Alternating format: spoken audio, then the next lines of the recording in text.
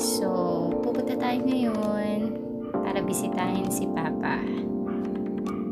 Yan. So, napakaganda ng biyahe dahil napaka-smooth, walang traffic. Siguro kasi wala pang mga pasok dahil November 3 pa lang ngayon. So, holiday pa din.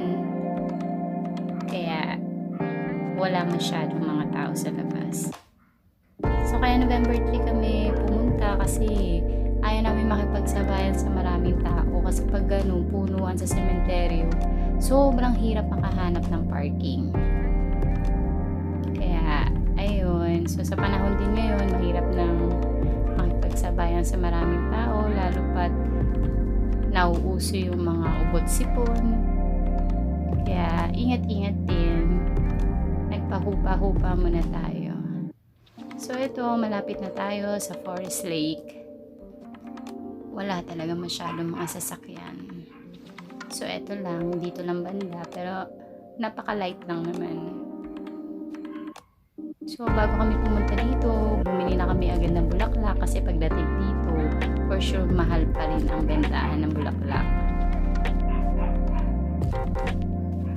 So, ayan, malapit na. Tingnan nyo naman, halos walang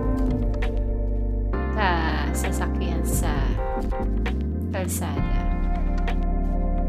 At wala na rin masyadong vendor sa labas ng Forest Lake.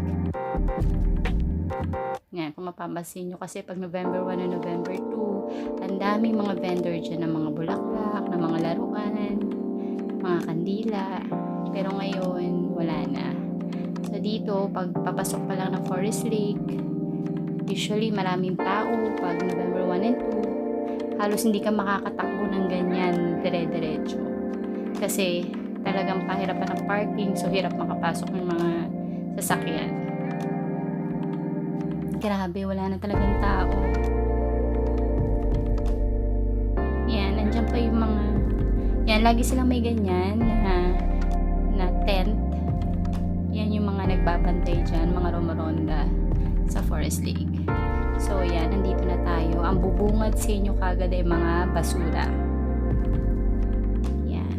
So, yung iba akala mo mga bulaklak, pero mga basura na mga iniwan siguro ng mga dumalaw nung 1 and 2. Pero feeling ko parang ang daming nag-overnight kagabi. Maaga pala kami pumunta dyan, mga 8 a.m. Yan, tirik na ang araw talaga. As in, masakit sa balat.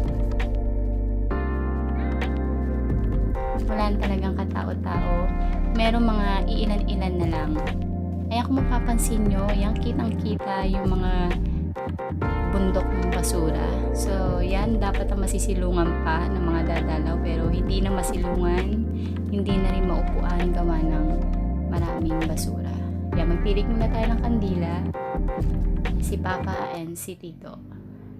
So, may mga dumalaw na rin pala dyan kahapon. Yung mga pinsan ko, mga tita ko. Yan, dumalaw na sila kahapon dyan. So, ayan. Kung makikita nyo, talagang napakadami pa rin talaga.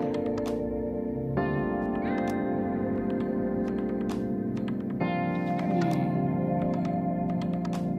Sayang talaga at hindi kami makasilong doon dahil wala, amoy basura. Tambak ang basura. So, hindi masyadong mahangin kaya walang problema sa pagtirik ng